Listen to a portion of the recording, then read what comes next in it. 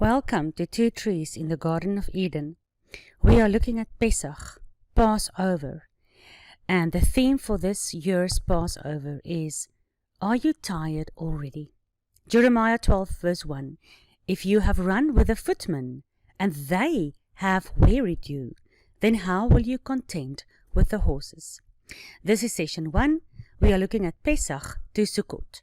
Pesach is where Israel came out of Egypt, and Sukkot is where Israel will finally tabernacle with Yahuwah, the Feast of Tabernacles. So this is a journey from Pesach to Sukkot.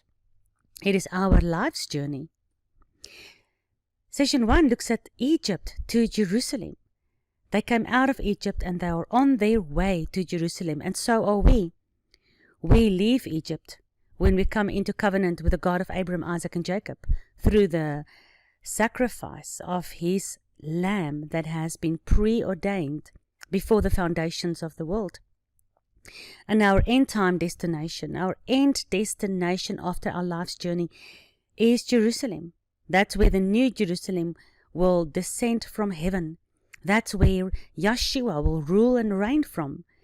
And it's our life journey out of Egypt to Jerusalem that we need to prepare for. And the only way to prepare is to look at Bible prophecies and Bible instructions and Bible proceedings. This is our journey from exile back to the Garden of Eden. It is a journey. Session 1, it's a 4-step process, and the question will be the whole time, are you tired already? The 4 cups of Pesach represents the 4 expressions of deliverance promised by Yahuwah. Exodus 6 verse 6 to 7. I will bring you out, I will deliver, I will redeem, and I will take you as my people. When we celebrate Pesach or Passover, remember we don't celebrate Easter, then we look at these 4 cups that we drink during our Pesach meal. These are the 4 cups that Yeshua drank with his disciples on the preparation for Pesach meal. And these are the 4 very important promises made by Yahuwah, not only for Israel, but Israel representing all his people throughout all generations. And it's not only about the physical, I'll bring you out, and the physical I will deliver, and the physical redeem, and the physical I will take of Israel, the physical Israel alone. But this is our life's journey as we, also the lost sheep of the house of Israel, scattered all over the world into every tribe, nation, and tongue, but to be redeemed, delivered, brought out by the hand of the Messiah, and taken back, restored back to the God of Israel. Can we see the pattern of Pesach? The cup of sanctification is based on Yahuwah's statement, I will bring you out from under the burdens of the Egyptians. The cup of judgment or deliverance, based on Yahuwah's statement in Exodus 6, I will deliver you from slavery to them. The cup of redemption, based on Yahuwah's statement, I will redeem you with an outstretched arm. And the cup of praise, or the cup of consummation, based on Yahuwah's statement, I will take you to be my people, and I will be your Elohim. This is the pattern of Pesach. This is the pattern of Pesach to Sukkot, our life journey. This is the pattern of exile back to Eden, of Egypt back to Jerusalem, of our restoration process back to our God physically, to one day live with him and cross that final Jordan River. It's a 4-step process we are in, and the question is, are you tired already? Are you depressed? Are you demoralized? Are you fearful? Are you unsure about the future? Because, hey, we are in 2022. There is a lot of things happening at the moment. There is a lot of speculation. It's not really speculation. There's a lot of prophecy talking about these specific times being the end times. And yet these are still only the beginning of the end. The Bible says the end times will start with birth pangs. Jeremiah 12:5, if running with the birth pangs has made you tired, how will we endure all the way to the end? Jeremiah, if you trip and fall in a safe place, what will you do in a dangerous place? What will you do in the thorn bushes that grow along the Jordan River? Because the Jordan River is our final crossover back into the covenant promise. We are on the brink of the Jordan River, there where the thorn bushes might be the worst. Here on the brink of the Jordan River, our journey from Egypt back to Jerusalem. It has been a very long journey from Pesach out of Egypt, but the final battle is still only ahead of us. Will we cross the Jordan, or are we tired already? We are still only starting the war, only running with the foot soldiers for now. If we are so tired already, how on earth are we going to endure when the horseman comes later on in the war? Even Revelation talks about the 4 horsemen of the apocalypse. And it's not only about them, but the whole war that is still lying ahead. The war against this new order in the world has only started. We've only been encountering the foot soldiers of the Antichrist's army. The horses of the Antichrist army is still coming.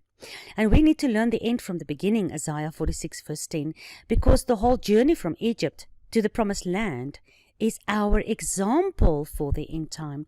We will not be able to fight Jericho with Joshua if we could not even endure the journey out of Egypt with Moses. You see the pattern of Pesach: bring you out, deliver you from slavery, redeem you, and take you back. We cannot be tired already because we are still in Egypt. Maybe many of us not in the spiritual Egypt anymore, but we are still in the physical sun god kingdom, controlled by Pharaoh, who is an antichrist figure. There's still a very long way ahead, but we need to learn from the Pesach process that Yahuwah shall fulfill all his promises. Don't become tired with the foot soldiers already. The battle has just begun. Pesach is all about unleavened bread. Not nice, fluffy, steaming, freshly baked, normal bread like the rest of the world is eating. The world is eating that now. They're eating the leaven while we are eating unleavened bread. The world is taking all the lies and deceit of the religious system, the pharma system, the government system now. That is represented by the leaven in the bread. We are not taking the lies. We are eating unleavened bread during the Pesach feast. Let the world eat. We are sacrificing that nice, fluffy, soft, tasty bread. And we are choosing the hard, not so fluffy, unleavened bread, the pierced matzah, the bread of affliction. Because the Bible says Yeshua is the bread of life, and Yeshua has been pierced for us. He is the unleavened bread of Pesach. What is your affliction now? What is the matzah that you are eating now, while the world is eating nice fluffy bread? We are choosing to take the leaven out of our lives now, in preparation for the end times. And we look at the leaven of the Pharisees in Matthew 16:12. Then understood the disciples how that Yeshua bade them not to be aware of the leaven of bread, but to be aware of the doctrine of the Pharisees and of the Sadducees. Because the leaven that Yeshua was talking about is the doctrine of the religious leaders of the day. Besides all the wrong Talmudic doctrines that we know about, what was the biggest thing that the Pharisees was concerned about? What was the leaven that was to be found in their behavior and thought patterns and actions? What is this leaven that we as disciples need to beware of? In John 11:48, the Pharisees said, if we let Yeshua alone like this, if we let him be, they all shall believe in him. And then the Romans, the government, shall come and take away from us both our place, our position, and our nation. This is what they were afraid of about Yeshua more than anything. He was rocking their boat a little bit, ne? Are we scared that the Roman sun god, Babylonian serpent system, government system, will come and take away from us both our place and our community, our house, our job.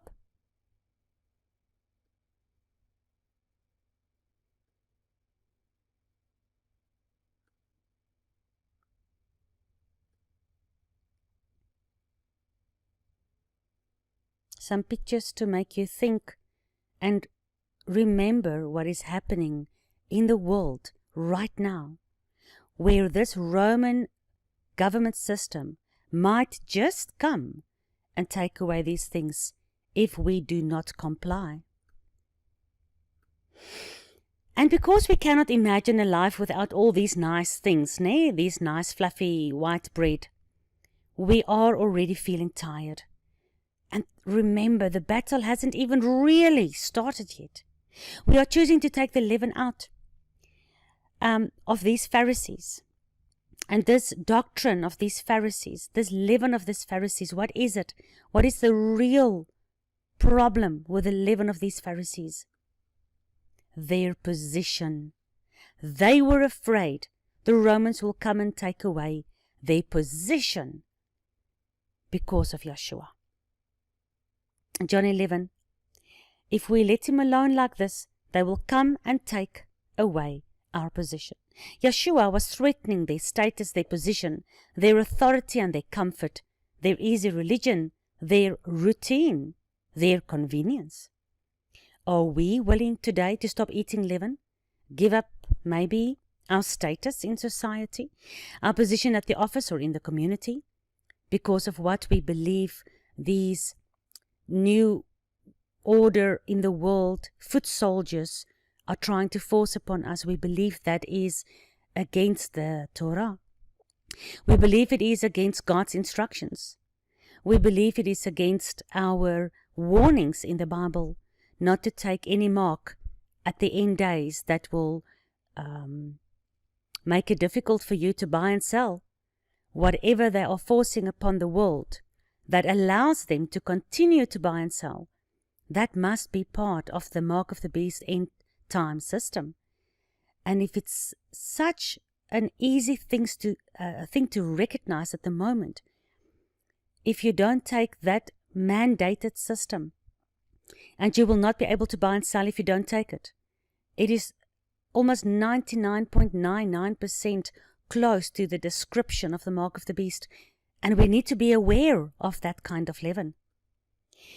Are we willing to be branded as a conspiracy theorist, or maybe a loony, crazy Bible basher, or worse, an end-time doom prophet, because we're trying to warn people against the dangers of these mandates that's coming, that is already in place in every country. In some countries it's becoming extremely difficult, in our country as well. How many of you guys have already lost your jobs because you don't comply? It's the nice fluffy white leavened bread. Is it too nice and too comfortable? Our position? Are we not willing to give it up? For those who choose to separate themselves and miss out on the nice fluffy white bread that we cannot have during Pesach, all they have left is the hard, flat, unleavened bread. And, of course, the promises of Messiah. It might not be such a difficult choice after all. He chose the bread of affliction above the nice, comfy life he could have had on this earth if he chose to play by the religious leaders' rules and by the Roman government's rules, by the church and the state rules. Numbers 21, talking about the bread they received in the wilderness, called manna, in Afrikaans, en die volke teen Jehoa en teen Moses gespreek, waarom het u ons uit Egypte laat optrek om in die woestyn te sterwe? Want daar is geen brood en geen water nie, en ons siel walg van hierdie manna. In the English, the people spoke against Jehoah and against Moses, saying, Why is this? Hast you brought us out of Egypt to slay us in the wilderness? For there is no bread nor water, and our soul loathes this light bread. This unleavened bread. The manna wasn't unleavened bread, but this is a picture of the bread that God provides to us. We had to leave Egypt and all that food behind. Eat the bread that God provides, because we are on our way out of Egypt, back to Jerusalem, the promised land, the Garden of Eden, where we can live with our God, and the Messiah can rule and reign on the throne of David. And in the meantime, we have to eat the bread that God provides, not the bread of the world. But along the way, Israel started moaning. They got tired already. Are you tired already? Is this bread also something that you feel is terrible food? Worthless bread, light bread, despicable food, light and not heavy enough, not sufficient enough? If you have run with the footmen, if you have eaten only the manna now, and that have wearied you, how are you going to eat the bread of affliction in the future? If we can't keep up with the footmen, if we can't even keep up with the 7 days of hard, flat, pierced bread during Pesach, if we can't even keep up with the birth pangs of the tribulation, how the heck are you going to keep up with the horsemen when the trials and tribulations will become increasingly difficult? How are you going to endure to the end when there might not even be much bread around, and God has to start feeding us with His manna? You will not be able to fight Jericho with Joshua if you could not even endure the journey with Moses. Jeremiah, how are you going to make it all the way to the end if you are tired already? After the Exodus and the 40 years of wandering, when Israel finally crossed the Jordan, they conquered the mighty walls of Jericho, not with swords or strength or bulldozers, but they conquered the high, thick walls of the Jericho city that was inhabited by the giants, the giant world order of this new world. And how did they get that right? They circled Jericho for 7 days after they celebrated Pesach. And that 7 days of circling was the 7 days of unleavened bread. Silent endurance. That's how they conquered Jericho, by being willing to go through 7 days of silent trust in God and eating unleavened bread. Let us not be like them. Let us not despise the bread of affliction. The bread of affliction will give you the mark of affliction, just like our Messiah. Are we willing to eat this Pesach bread? Daniel 11. But the people that know their God shall be strong and do exploits, and they that understand, I hope you understand, among the people shall instruct many. I hope you instruct many already. Yet they shall fall by the sword, and by flame, and by captivity, and by spoil, for many days. And some of them of understanding shall fall, but the reason of their falling will be to try them, to purge them, to make them white, to test them, even to the time of the end. Daniel wasn't writing for people in his time. He was writing for people like you and me in the end time, because that is yet a time that is appointed for the future. And the king, or the beast of Daniel 11, shall do according to his will, and he shall exalt himself and magnify himself above every god, and shall speak marvelous things against the God of gods, Yahuwah. And he shall prosper till the indignation be accomplished, for that is determined, and that shall be done. So we cannot pray it away, and unfortunately we are not going to be raptured away before all this happens. That is not biblical. And if you still believe in the rapture, I implore you to do the Rapture Bible Study on the 2 trees in the Garden of Eden Bible Study Ministry website or YouTube channel. Because we need to eat and become accustomed to the bread of affliction, to the unleavened bread. It is enough. It is good enough to make us endure all the way to the end, if we are willing. Ezekiel 9:4, Yahuwah said unto him, Go through the midst of the city, through the midst of Jerusalem, and set a mark upon the foreheads of the men that sigh and cry for all the abominations that is done in the midst of Jerusalem. For those people that are willing to instruct many, if you have the understanding of these end days and the Bible prophecies, then you instruct many, and you spend time on your knees, sighing and crying for the rest of Jerusalem, the bride the nation of God, the people of God that still has to come back to covenant for their abominations, and you pray for them, and you will be together with many other people across the world that are marked by God. Let us wear this mark of affliction while the world eats nice, fluffy, white bread and don't give a damn. Zechariah 13:9, I will bring a third part through the fire, and I will refine you as I refine silver, and I'll try you as I try gold. They shall call on my name, and I will hear them. I will say, this is my people, and they shall say, Yahuwah is my God. These are the people that are willing to work for God during the end day harvest, and that's willing to eat the bread of affliction. And that process, the 4 cups process of Pesach, will make them like refined silver and pure gold for God's kingdom. Zephaniah 3 verse 18, Zephaniah in English, I will gather them that are sorrowful for the solemn assembly, who are of thee, to whom the reproach of this solemn assembly is a burden. Behold, at that time I will undo all that afflict you, and I will save her that is limping, and gather her that was driven out. And I will give them praise and fame in every land where they have been put to shame.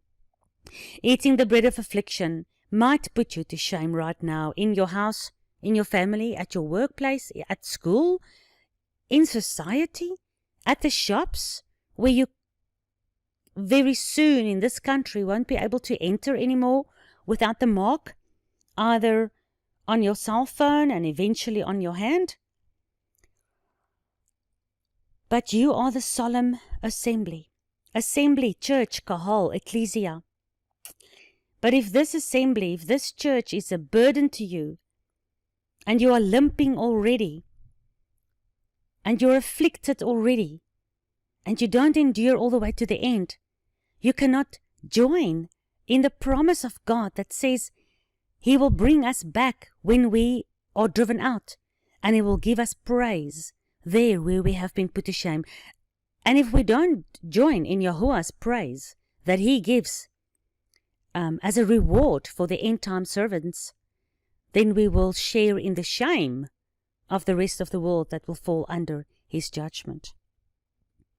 So many people will not be willing to give up the bread of this world for the bread of affliction. But if you are willing to come this whole journey, eat the matzah, which really is manna, sweet as honey, but it's bread of affliction. It's not leavened like this world. Then you will taste the fruit of the promised land, because you're going to taste the real bread of life. When you fulfill this whole journey, you're going to meet the fruit of the tree of life. You're going to meet and taste and eat the bread of life, Yeshua Himself. Joshua 5:12. Go through the daily Bible studies of 2 trees of the book of Joshua and see how it explains our end-time journey. The manna ceased on the morrow after they've eaten of the old corn of the land. So when they finally came through the wilderness and they crossed the Jordan River and they celebrated their Pesach, the manna stopped. And then they didn't have manna anymore, but they started eating the fruit of the land. Finally, they started eating the fruit of the promised land. Aren't we looking forward to the fruit of the promised land? Exodus 16, and the children of Israel did eat manna for 40 years. Until they came to the promised land, they did eat manna. Until they came unto the borders of the land of Canaan, the promised land. And we will have the same journey. We are not going to taste the fruit of the promises until the time that Yeshua Himself physically takes us into the promised land, and His 1,000 years of reign will start in the promised land. Whoever wants to be my disciple must deny himself and take up his cross and follow me. This is Yeshua's journey. Let us not be scared of the bread of affliction, because just like Israel then, we will also taste the most amazing fruit of the promised land. And let us not forget that the bread of affliction nourished us for 40 years on our journey. The fruit that is waiting for us on the other side of the Jordan is not like anything we have ever tasted. Let's consider the fruit of the woman's loins, the seed of the firstborn that is prophesied of the woman in Genesis 3. Who is this seed of the woman in Genesis 3 verse 15? I'll put enmity between you and the woman, and between your seed and her seed. He shall bruise your head, and you shall bruise his heel. Who is the firstborn of the woman in Revelation 12? Very interesting. A great sign appeared in heaven, a woman clothed with the sun, with the moon under her feet, and a crown of 12 stars on her head. She was pregnant and cried out in pain as she was about to give birth. Who is this firstborn son of the woman that is really symbolic only of Genesis and Revelation? Of course, we know it is Yeshua. The firstborn of Israel, remember, in Pesach, was safe behind the blood on the doorposts. What does the firstborn of Israel represent? What does the firstborn son of any family represent? He represents the whole household. The whole family is represented by the firstborn son of Israel. We basically are represented by the firstborn of Israel. But the firstborn sons of Egypt was not safe from the judgment of Yahuwah during Pesach. What does the firstborn of Egypt represent? If the firstborn of Israel represents those who believe in the covenants of God and return to Him, what does the firstborn of Egypt represent? All those who are not in covenant with the God of Israel.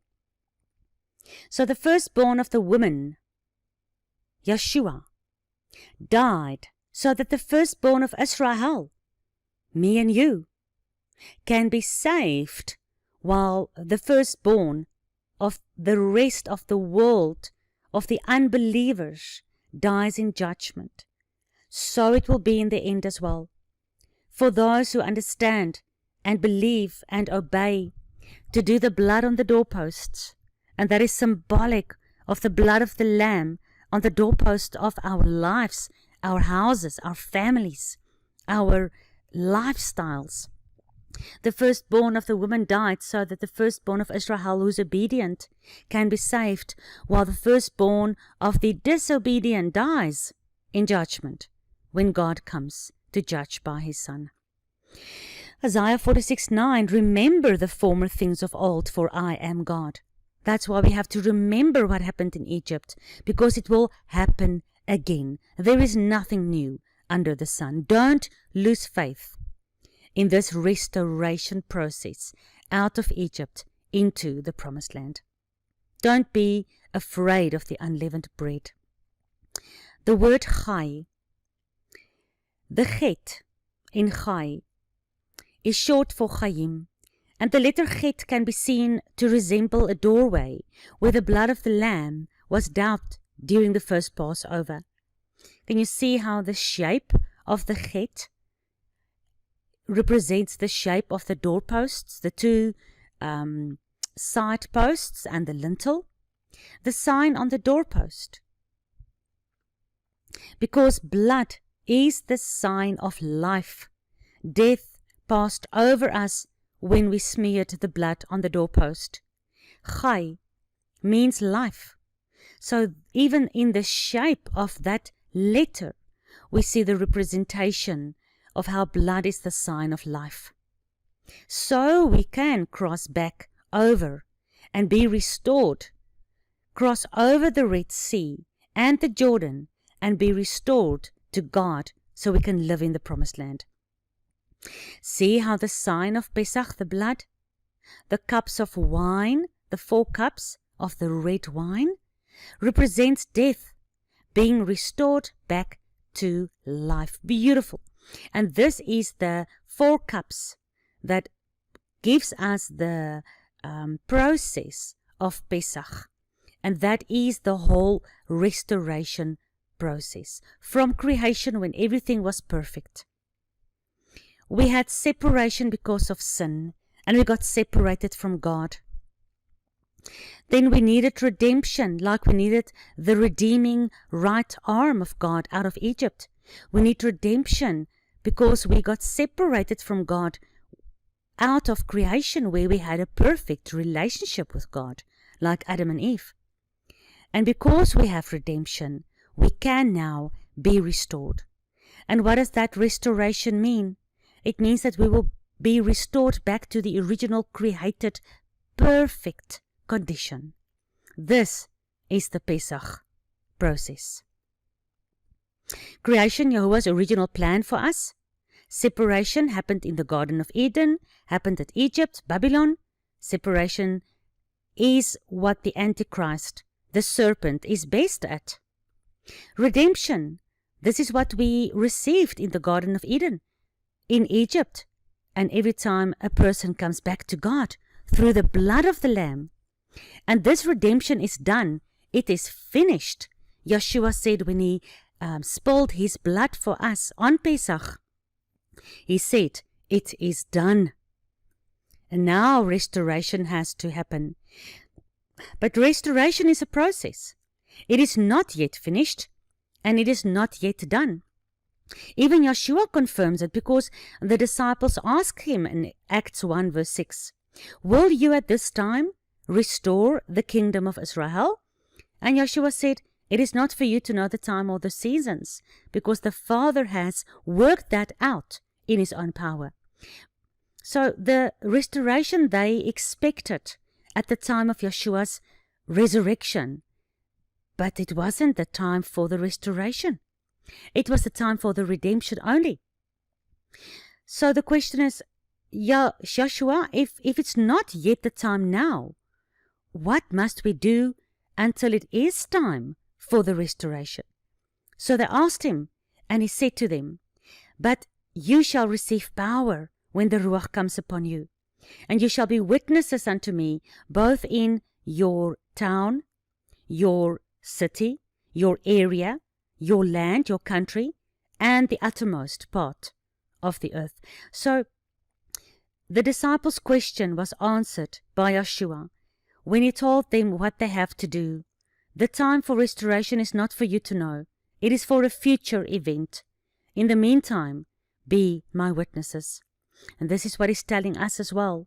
Our restoration is not yet done. There is a lot. You can just look at Daniel and Revelation to see how much must still happen before the final restoration.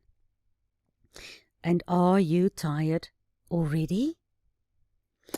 What must we do until it is time?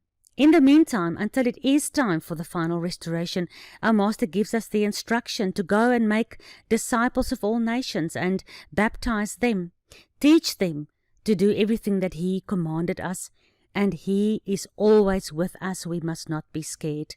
Daniel 11, all those of the people who have insight shall give understanding. See how it correlates with what Messiah says. Go and teach them. You've got understanding, so give insight and understanding to many. Teach them, baptize them, and bring them back to the restoration process. Some of those who have insight and give understanding to many shall stumble, to refine them and to cleanse them, to make them white until the time of the end, when it is time for the restoration. For it is still for an appointed time in the future, not now. This is what we do, and of course much more. This is what we do until it is time for the restoration. Read, study, and pray, and do the book of Acts. In your own quiet time, read, study, pray, and do the book of Acts. Because after Yeshua gave them this, he ascended up back to the Father. And then the disciples did everything that we can read about in the book of Acts. So this process, we created for an original purpose, just like a grape. And we can see this process so beautifully symbolized in the life of a grape.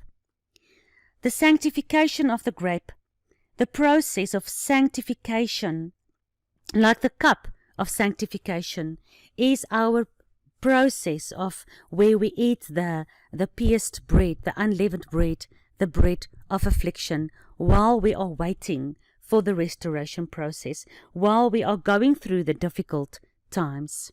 That is called Jacob's trouble in the end. And then we have the restoration, that grape that is crushed during his sanctification process. When the crushing is done, the restoration will happen, and we'll have the best wine in the hand of Messiah. So this beautiful grape is created for an original purpose, and that purpose is not only to be eaten. The purpose of the grape is to make wine for the Messiah. And therefore the grape has to go through the sanctification process. But if the grape is willing to go through the sanctification process, he will fulfill his destiny that he has been created for, and that is to bring forth the wine in the hand of the Messiah. It's the same thing. Creation, life, when life is created, it's perfect and beautiful. But the separation process is difficult. It's hard labor and pain to bring forth life. And the sanctification process after that separation pain is the purifying and the separation time for women described in the Torah, the cleansing process for the woman before she can go home.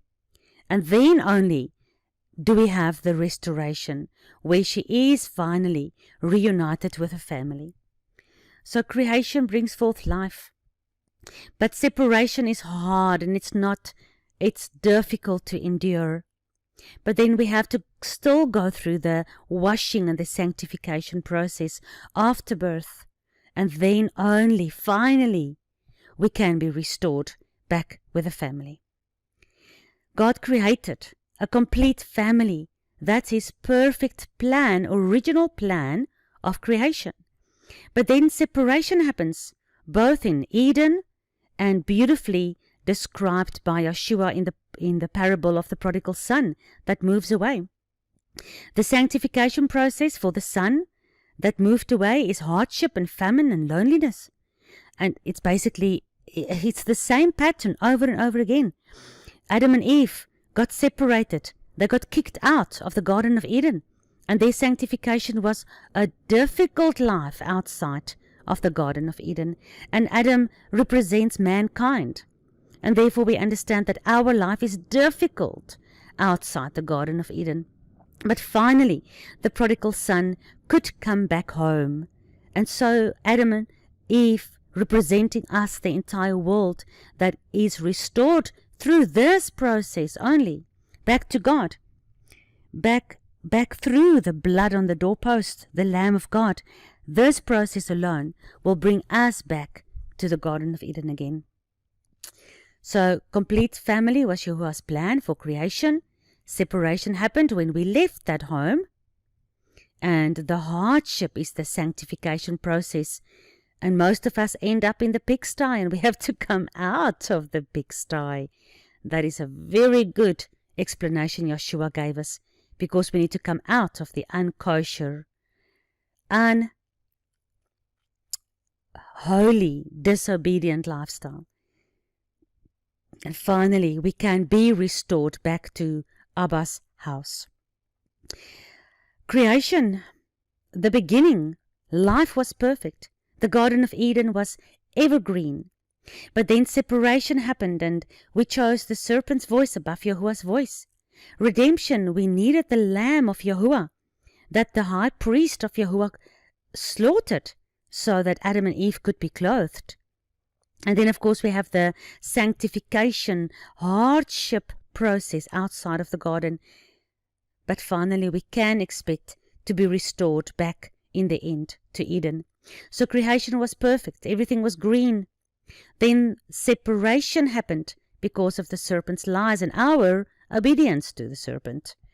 And then we have redemption, we could be clothed by the high priest, and we didn't die that day.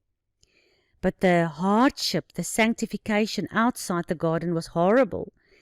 But finally, like Revelation 22 verse 14 says, those who obey the Torah can indeed come back at the end of times. Revelation 22, the last book in the Bible, and we can be restored back to Eden and eat from the tree of life again.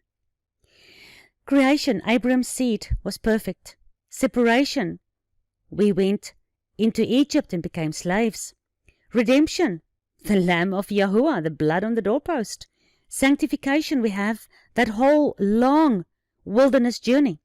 And finally, restoration with Joshua back to the promised land. Creation, that was God's plan with Abraham, Isaac, and Jacob. But then we became slaves. But God redeemed us out of slavery, and we walked our sanctification process. And finally, we got restored back to the promised land. This is the cycles over and over and over again, all through Scripture. Creation, perfect weather in Eden, summer. Separation, fall comes, and everything dies. Sanctification, winter comes, and it's hardship, famine, loneliness. We see these words all over the book of Revelation for our winter sanctification period. But finally, spring will be in the air again, and restoration will bring us back to summer. Perfect conditions. Everything starts dying, and then we have hardship. But finally, spring will bring us back to the perfect conditions again. Therefore, don't be scared of this process. This whole creation, separation, redemption, restoration process. It has to happen so that restoration of the kingdom can finally happen. This process is bigger than you or I. It's all about all of God's children.